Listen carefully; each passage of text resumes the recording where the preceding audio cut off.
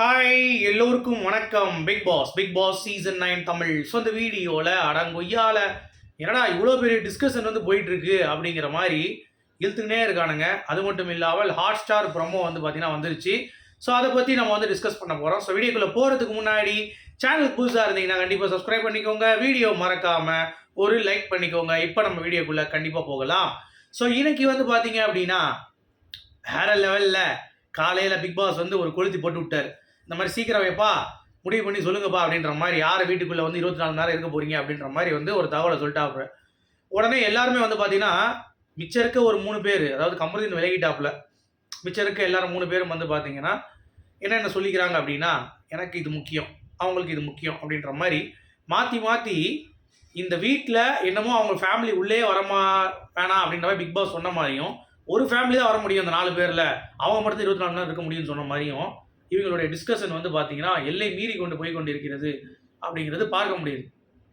Okay, ஒரு பக்கம் ஆதிரை, ஐயோ எங்கள் அம்மா எதுவும் பார்த்ததில்லை, நானும் வெளியே போயிட்டேன், நான் எவ்வளோ கஷ்டம் அனுபவிச்சேன் தெரியுமா, எங்கள் அம்மா படத்துக்கு போனதில்லை, எங்கள் அம்மா கூட்டு நான் எங்கேயும் சுற்றுனது கிடையாது, அதனால் உங்கள் அம்மா அதுக்கு பிக் பாஸ் கூட்டு வருவியா, என்னம்மா அது அப்படின்ற மாதிரி இருந்துச்சு. இன்னொரு பக்கம் கனி, அவங்க பிள்ளைங்களை பிரிஞ்சு இருந்தது இல்லை, அப்புறம் என்ன எம்முக்கு வந்தீங்க அந்த ஷோக்கு, இந்த ஷோக்கு எதுக்கு வந்தீங்க, அப்போது வீட்டில் இருக்க வேண்டியதானே. அதே மாதிரி பாரதி எடுத்துக்கிட்டிங்கன்னா, எங்கள் அம்மா இந்த ஃபீலிங்ஸ் நான் சொல்ல போகிறேன் அப்படின்ற மாதிரி 3 பேருடைய காரணமும் மொக்கையாக இருக்குது. அது ஃபீலிங்ஸ் எப்போ பார்த்துட்டு தான் இருப்பாங்க. உங்கள் அம்மா வந்தால் ஒரு 5 நிமிஷத்தில் முடிக்க வேண்டிய விஷயம் அது.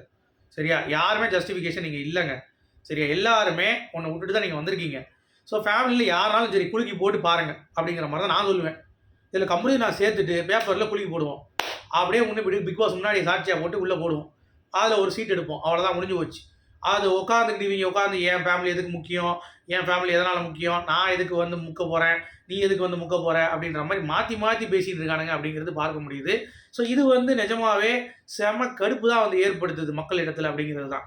பிக் பாஸ் ஒரு கட்டத்துக்கு மேலே காண்டாயிட்டார். யோ என்னையா பண்ணிட்டு இருக்கீங்க, சும்மா பேசிகிட்டே இருக்கீங்க, எல்லாரும் ஃபேமிலி வரதான் போகிறாங்க, யாரும் இருக்க வேணாம்னு சொல்லுறாங்க. ஒரு ஃபேமிலி தான் 24 மணி நேரம் அப்படிங்கிறப்ப, நான் எங்கள் வீட்டுக்கு கூட்டு போனதில்லை, லண்டன் கூட்டு போனதில்லை, பாரிஸ் கூட்டு போனதில்லை, நாதிரை எங்கள் அம்மாவை நான் வெளிநாட்டுக்கு கூட்டு போகணும்னு நினச்சிட்டு இருந்தேன்னு சொல்லி இவங்க பார்வதி இங்கே நிறைய விஷயங்கள் பேசணுங்க பார்வதி. ஆனால் பார்வதிக்கு இது ரொம்ப ஆபத்து, தெரிய மாட்டேங்குது. எனக்கு தெரிஞ்சு கனியை விட்டு கொடுத்துடலாம். நான் ஏன் சொல்கிறேன் அப்படின்னா, கனி வந்தாச்சு ஏதாவது கண்டென்ட்டு பார்வதி அடிக்கும் போது பார்வதிக்கு அது அனுதாப ஓட்டாச்சு மாறும். பட் பார்வதி அம்மா வந்துட்டாங்கன்னா 2 பேரும் சேர்ந்து பண்ணுற அலப்பறையில் இருக்கிற மக்களும் ஓட்டு போகாமல் போயிடுவான் அப்படிங்கிறது பார்வதி தெரியாமல் இருக்குது. ஸோ அதனால் அது புரிஞ்சிக்க மாட்டேது பார்வதி. எனக்கு வேணுங்கிறது கமருதீன் பார்த்தீங்கன்னா சட்டை கூட பண்ண மாட்டான்னு நினைக்கிறேன். அவன் பார்த்து திண்டுக்கல் பக்கம் தூத்துக்குடி பக்கம் போயிடுவான் என்னை பொறுத்த வரைக்கும்.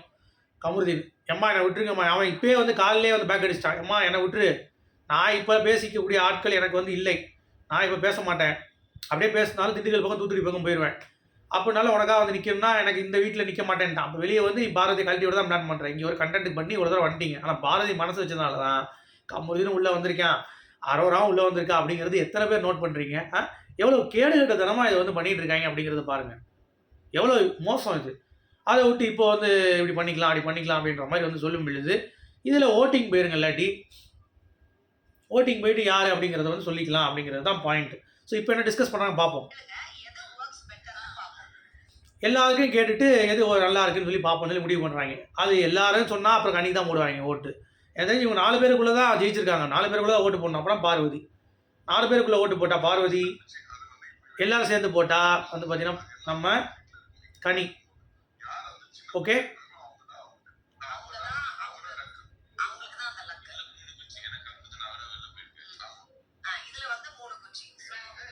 ஸோ 3 குச்சி ஏதோ பிளான் பண்ணுறாங்க. கேளுங்க பார்ப்போம் என்னன்னு, கேளுங்க.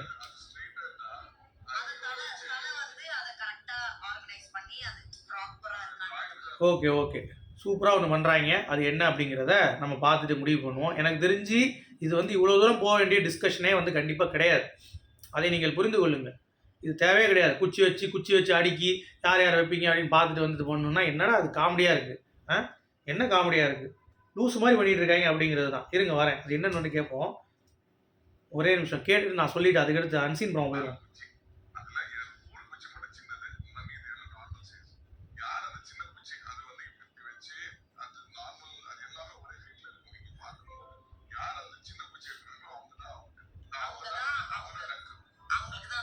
அதாவது 4 குச்சி போடணுமா, நான் சொன்னது தான் வந்துட்டாங்க. அதில் ஒரு சின்ன குச்சியை போட்டுருமா, அந்த சின்ன குச்சி வரவங்க தான் பார்த்தீங்கன்னா வின்னு. குச்சி குச்சி ராக்கம்மா வர வேணும் அப்படின்ற மாதிரி. டேய் என்னடா லக்கா போட்டீங்க? ஆமாம் 3 குச்சியா, எனக்கு அமிர்தம் வெளியே போயிட்டான், நான் வரமாட்டேன்னு. ஸோ 3 குச்சி பேப்பர் எடுத்து போட்டுடலாம் அப்படின்ற மாதிரி முடிவு பண்ணுறாங்க. சரி எப்படியோ ஒன்று போட்டு சீக்கிரம் ஒரு முடிவை எடுத்து போடுங்க, நான் பார்த்துட்டே இருக்கேன், ஏதாவது எந்த குச்சி வருதுன்னு சொல்லி அப்டேட் பண்ணுறேன். பட் அதுக்கு முன்னாடி நம்ம ஒரு குச்சியை பார்க்க போகிறோம். என்னென்னு பார்த்தீங்கன்னா Hotstar promo. So Hotstar ப்ரோமோவில் வந்து என்ன நடக்குது அப்படிங்கிறதை டிஸ்கஸ் பண்ணுவோம். ஓகே, இதில் பாரதி வெளியேறிட்டாங்க. என்னையா சொல்கிற அப்படின்றீங்களா? ஆமாங்க, கடுப்பாயிட்டாங்க. பிடி வாய் கிட்ட ஒரு கான்வர்சேஷன் வைக்கிறாங்க. நம்ம பிடி வாய் வந்து பார்த்தீங்கன்னா அசிங்கப்படுத்தி விட்டு போயிடுச்சு அப்படிங்கிறது தான்.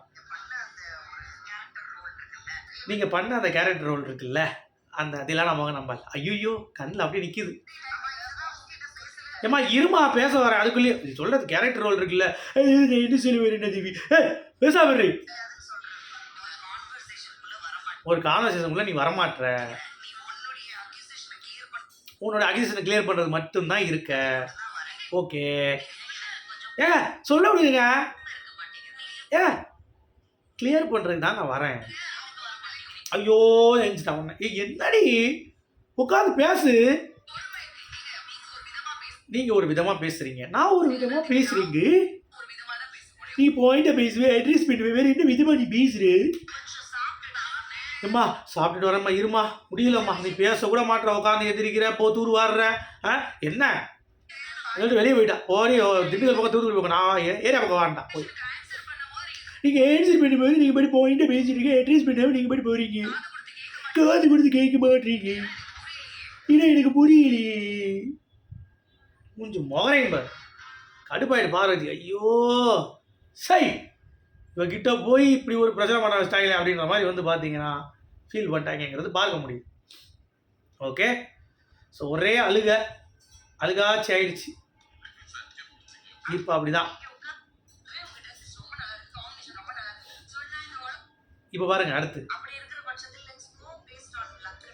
ஆமாம் லக்கில் பேஸ் பண்ணி போய் இன்னும் போலையா நீங்கள்? டேய் ஓட்டு பற்றியா கண்ணி கரெக்டாக பாயிண்ட் பிடிச்சிட்டாங்க. ஏன்னா ஓட்டு வச்சுட்டா கம்பெனி வந்து பாரதி போட்டுருவான், அப்போ அவன் ஜெயிச்சிருவாங்க. ஆதிரியும் மாற்றி மாற்றி போட்டுக்க வேண்டியது அவங்களுக்குள்ள. அப்போ அதை பண்ணி பாருங்கள் பிளானை, குளிக்கு போட்டுருவோன்ட்டாங்க, சீட்டை குளிக்கு போட்டுருவோன்ட்டாங்க. ஸோ யார் ஜெயிக்கிறாங்க அப்படிங்கிறத பார்ப்போம். சரி திவ்யா ஒரு ஆட்டிடியூட் எப்படிங்க இருக்குது? திவ்யா இந்த வீட்டிலே சமாளிக்க முடியலையே, எப்படி சமாளிக்க முடியும்? யோசிச்சு பாருங்கள், எவ்வளோ கேவலமாக இருக்குன்னு பாருங்களேன். சரி இதுதானடா உங்களுடைய இதுக்கு பிஆர் பண்ணிவிட்டு அவ்வளோ தூரம் வந்து பார்த்தீங்கன்னா அடித்து நொறுக்கிக்கிட்டு பிஆர் பண்ணுறேன்ற பேரில் அவள் என்னமோ பெருசாக கண்டு விடுறான், அவள் பேச விட மாட்டா யாரையுமே அப்படிங்கிறது எவனுமே புரிஞ்சிக்க மாட்டாங்க.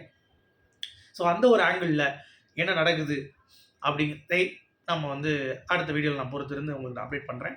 எப்பா அந்த குச்சியை ஆதிரை எடுத்துட்டாங்கப்பா, குட்டி குச்சியை, அதனால் லக்குப்பா ஆதிரை ஃபேமிலி வருதுப்பா. ஓகேவா?